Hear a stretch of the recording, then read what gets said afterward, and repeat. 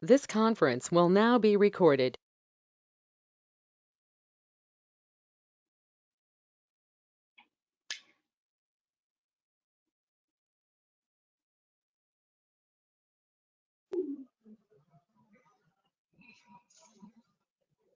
Hello everyone, this is Crystal from the Patchogue-Medford Library.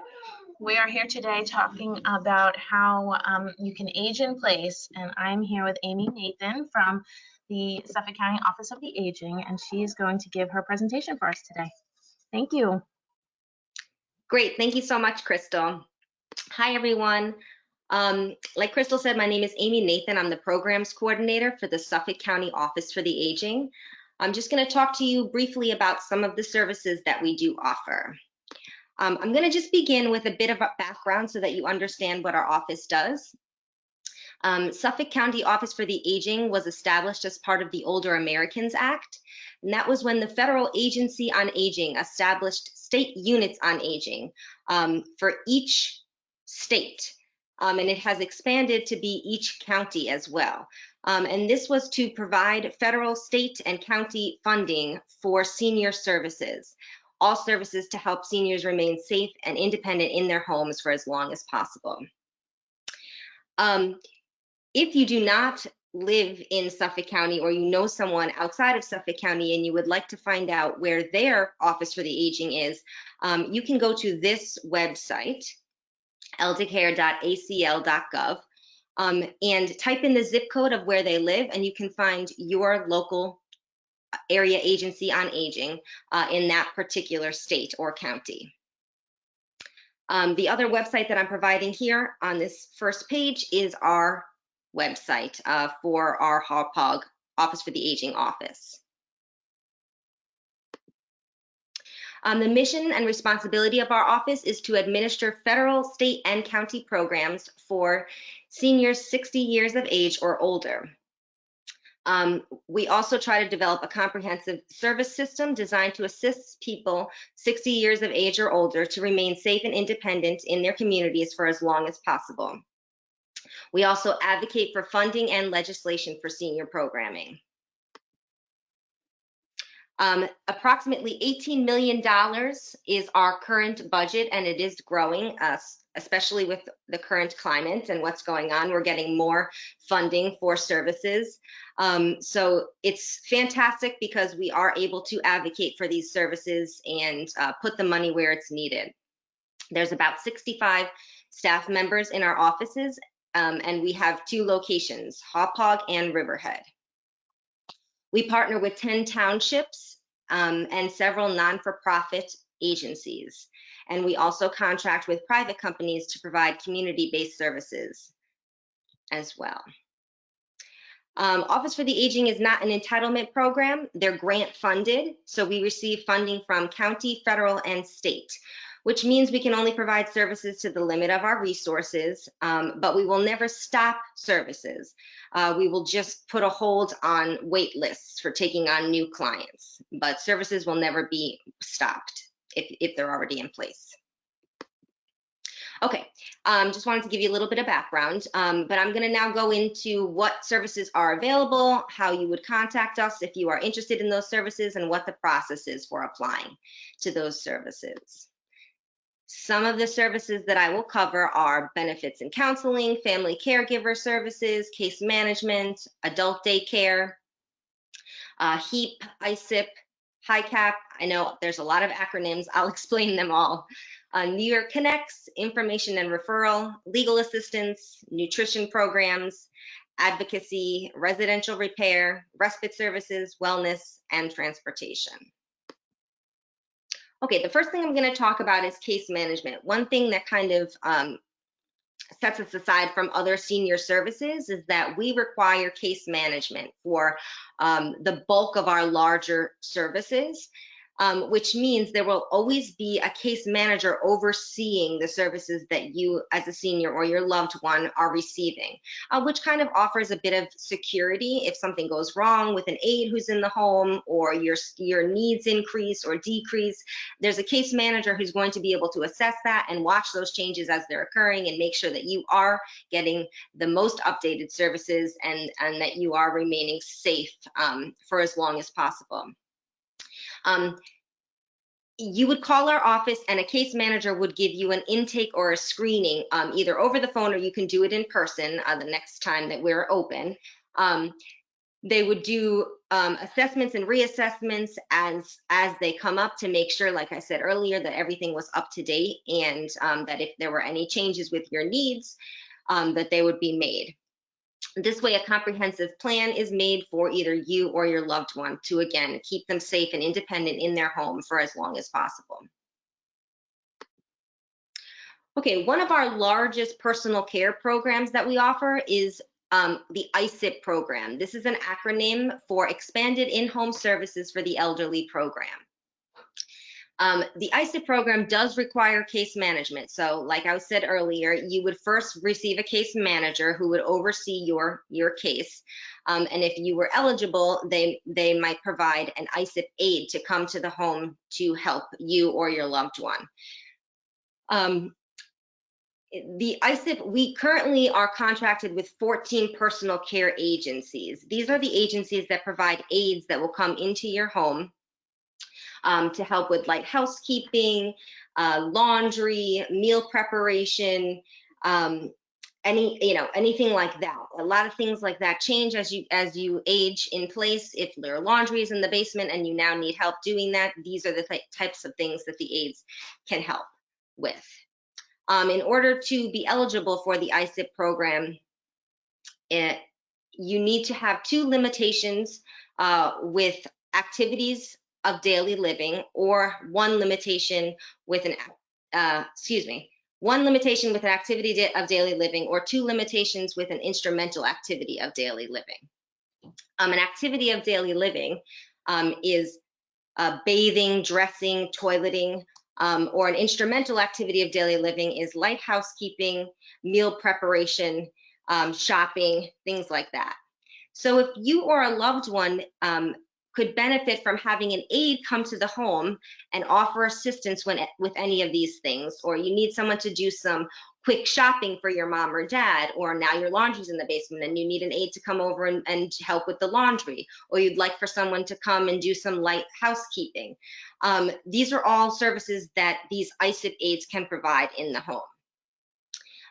95% of the seniors that look into these services are eligible for them, because like I said, you just need to have limitations with 1 ADL or 2 IADLs, and most seniors need help either with meal prep, light housekeeping, laundry, etc. Currently, this program is on a sliding scale, which means when you are assessed by a caseworker, they will look at your finances and you will either have to pay a portion or nothing at all, or possibly the full cost of an aide. And the reason why I really want to touch on that is that even if you do have to pay the full cost of an aide, it will be less than if you were to hire an aide privately, because we are required to use Medicaid prices, and so our cost is much less. So you will be your finances will be assessed by a case manager.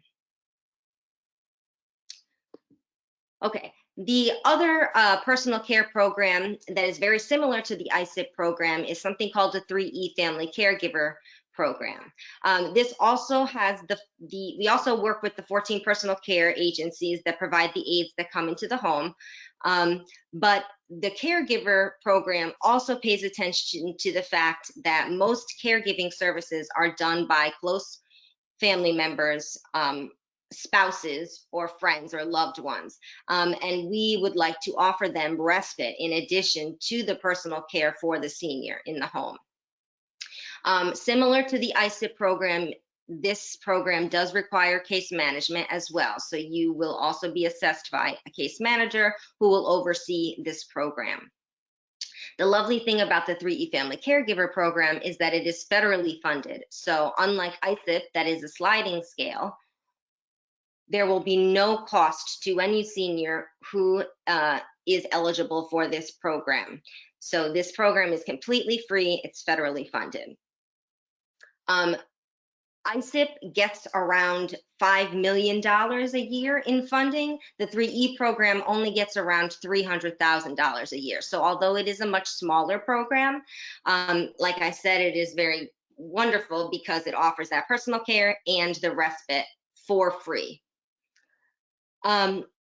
The eligibility, to be eligible for this program, the prerequisites are a little bit different. You need to, of course, be 60 years of age or older, have a caregiver, and you need to have limitations in 2 activities of daily living and or a cognitive or mental impairment. So again, those activities of daily living are bathing, dressing, toileting. So a lot of our seniors who would qualify for the 3E Family Caregiver Program are a bit more limited, which is why they have a caregiver who is helping them.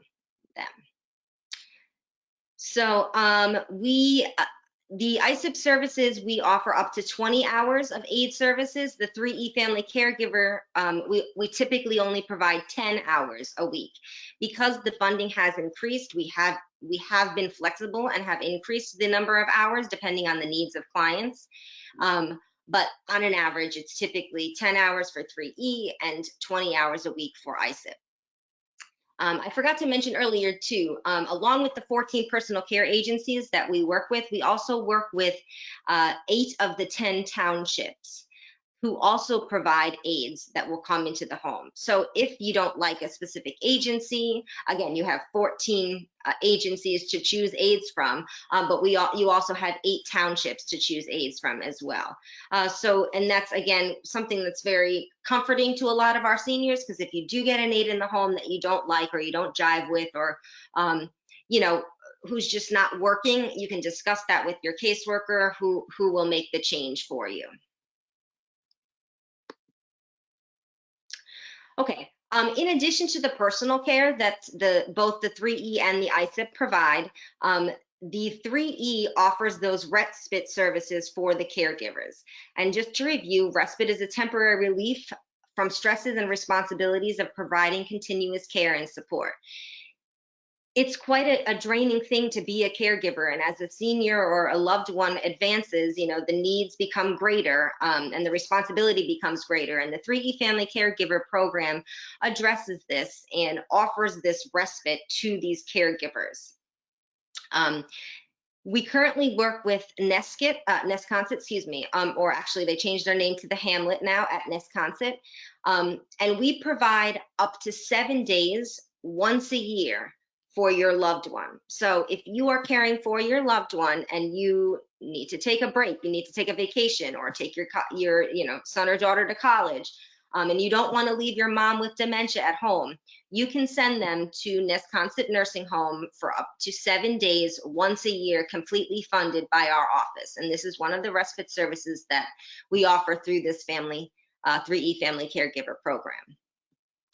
We also offer 24-hour live-in respite, again, once a year for 7 days. So if your loved one refuses to go to a nursing home, but again, you need to take your son or daughter to college or you need a break, we can bring that respite right into the home and offer the 24-hour care. And we'll fund that once annually. We also offer social adult daycare. We're currently contracted with 2, Southampton and Huntington, and we will pay for you to send your loved one there 1 to 2 times a week for the entire year, completely funded again by our office. This is wonderful because these particular social adult daycares are fantastic for keeping seniors active and socializing. They do activities, brain games. They feed your loved ones breakfast and a lunch and a midday snack at the adult daycares. There's transportation to and from. So if you need a midday break as a caregiver, you know, these adult daycares are fantastic because you know your loved one is safe and being taken care of. We also offer counseling support groups and training to our caregivers. And we do this through Family Service League, who offers these services for free as well.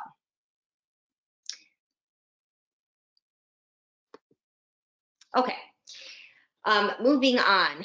Advocacy is also a large part of the services that we offer in our office. Currently, we have 4 advocates on staff, and they offer counseling regarding programs and services for seniors 60 and over. They also offer assistance in securing entitlements, completing forms, assessing benefits. The advocates go to various sites all over the county: senior centers, nutrition sites, libraries, housing complexes, and other community locations. So they may come to this library when it reopens, and they go to libraries all over Suffolk County. If you would rather speak to someone in person or sit down and fill out a form with someone, you can always call our office and find out where the local advocate is going to be that day, and we'll let you know. They're fantastic, extremely knowledgeable. They'll help you fill out Medicaid applications, insurance applications, entitlement benefit forms.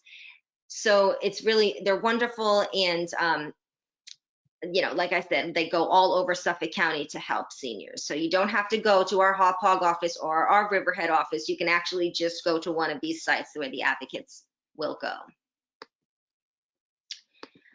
Oops. Okay, our nutrition program is our largest program. I'm sure you've probably heard of the Meals on Wheels reference. This is our Meals on Wheels program. 1 meal is delivered every day to seniors on this program. This program is completely free. So if you call and you apply for this program, you can receive a meal once a day, Monday through Friday. Now, there are Meals on Wheels, home delivered meals, but then there are also congregate programs. Currently, the congregate programs are not open, but they will reopen hopefully soon. And again, you would go to that location for your midday meal. Now, any senior who is able to go out of the home, we do encourage that they go and socialize. A lot of these nutrition congregate sites are fantastic. They you know, they have entertainment, they have regulars who come and friendships are made. And, you know, the socialization is just so important for seniors. So anyone who is able to leave and come to these congregate sites, we strongly encourage this. If you are a senior, or your loved one is a senior who can't leave the home, we can deliver the deliver the meals to the homes. And again, that's 1 meal a day, Monday through Friday. Although this is completely free, you know, the congregate sites like to do fun things like change up the meals around the holiday or do entertainment. So they do ask for a suggested voluntary contribution. Obviously, if you cannot afford a contribution, you do not have to provide one, but if you can, they'll take that at the congregate sites.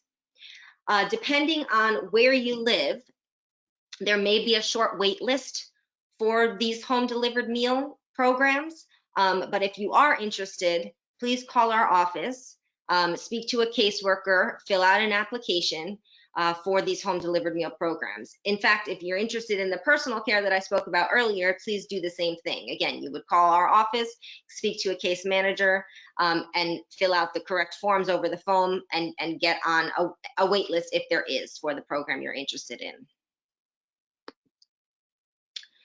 Okay, one of the other programs that we offer out of our office is something called the HICAP program, another acronym for you. It stands for Health Insurance Information Counseling Assistance Program. The HICAP program educates the public about Medicare, supplemental insurance, Part D, prescription drug coverage, Medicaid managed care, Medicaid, and long-term care insurance.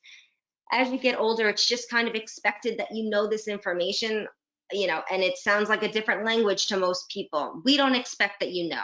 We don't expect that you try to fill out these forms on your own or depend on your loved ones to fill out these forms. Call our office. That's what we're there for. We'll help you fill out these forms. We'll answer all of your questions. Our HICAP representatives are super knowledgeable about all of this information, and they'll go through it with you. You're not expected to just know how to do all of these things. This is our specific HICAP number right here, so jot that down if you're interested. If you don't, or you lose this number, not a problem at all. You can again call our main office and we'll just direct you to a HICAP representative if you're looking for assistance with that. Another very popular program that we offer is called the HEAP program, Home Energy Assistance Program. This helps households pay their heat and utility bills, and it is a once-a-year benefit. So we try to get all of our seniors to apply for this HEAP benefit. If you can get assistance with one of your heat or air bills once a year, why not take advantage of it, right? So you will be assessed, your finances will be assessed over the phone by one of our HEAP representatives, and either a portion of that bill or all of that bill will be paid for. So we tell all of our seniors to get on the phone, speak to a HEAP representative, and fill out that form. If you're currently receiving food stamps or SNAP, you would get this HEAP benefit automatically.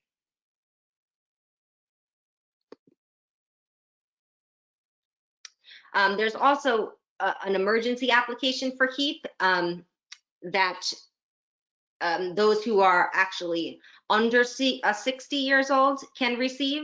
And if you know someone who could benefit from that, again, you can call and speak to our HEAP representatives and speak to them about an emergency application.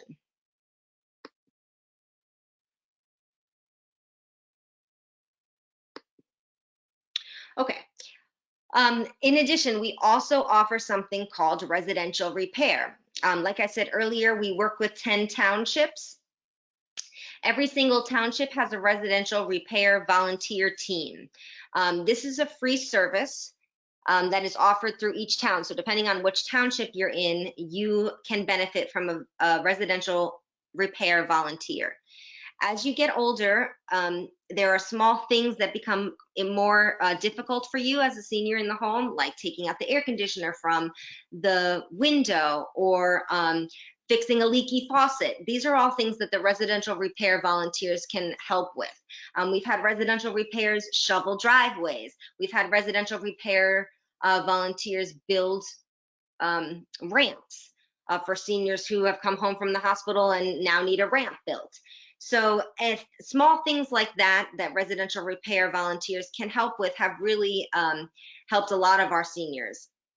The only thing that you have to pay for with a residential repair volunteer is for the actual item. So if you have a leaky faucet, you might need to buy the part, but the service, the labor is free. The volunteers do the work for free. Depending on the township that you live in, there may be a wait list. If there are a number of people waiting for residential repair volunteers, you may have to wait, but they try to also look at the need of the client and the particular thing that needs to be taken care